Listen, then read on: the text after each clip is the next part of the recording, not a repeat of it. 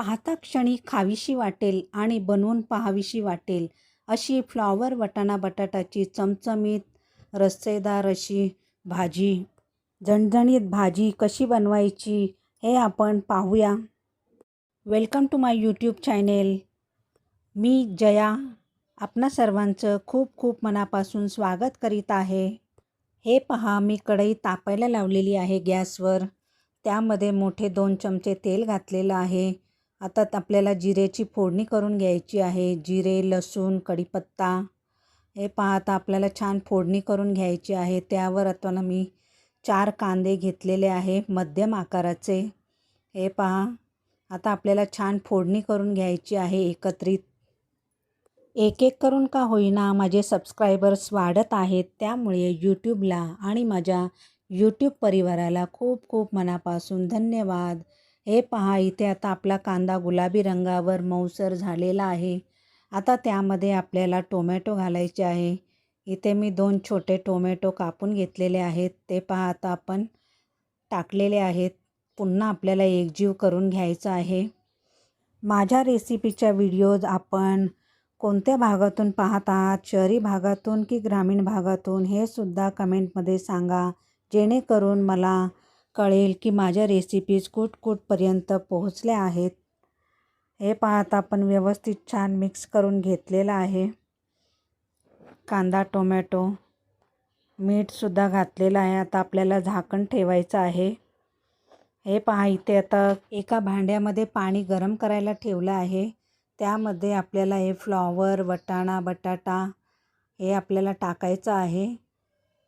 आपल्याला 5 मिनटं तरी त्याची उकळी काढून घ्यायची आहे. सकाळच्या घाई गडबडीत जर आपल्याला भाजी बनवायची झाली तर आपण अशी भाजी बनवून पहा, पटकन होते. इथे 2 मिनटं झाली आहे. हे पहा, आता आपला कांदा टोमॅटो छानपैकी स्मॅश झालेला आहे, पाहू शकता.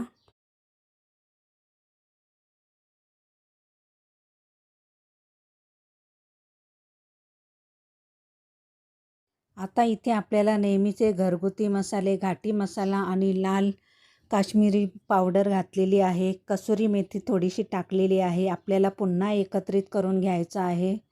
मसाला छानपैकी कांदा टोमॅटोच्या मिश्रणमध्ये एकत्रित व्यवस्थित झाला पाहिजे, जेणेकरून आपल्या भाजीला छान टेस्ट येते. इथे भाज्या छान आपल्या व्यवस्थित उकडून झालेल्या आहेत.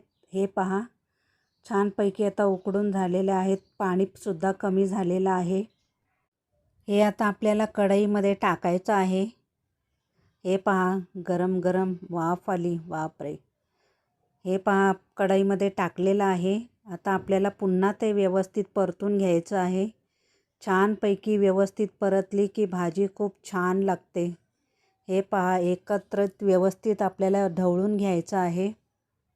आपल्याला जर माझ्या रेसिपीच्या व्हिडिओज आवडत असतील तर व्हिडिओला नक्की लाईक करा, शेअर करा, कमेंट करा आणि हो, सबस्क्राईब करायला मात्र विसरू नका. आता यावर झाकण ठेवून गॅसच्या मध्यम आचेवर आपल्याला 5 ते 10 सेकंद असंच ठेवायचं आहे. हे पहा, 5 ते 10 सेकंद झालेली आहे. आपली भाजी आता थोडीशी ग्रेव्ही टाईप दिसते की नाही आपल्याला. पहा किती सुंदर भाजी झालेली आहे आपली.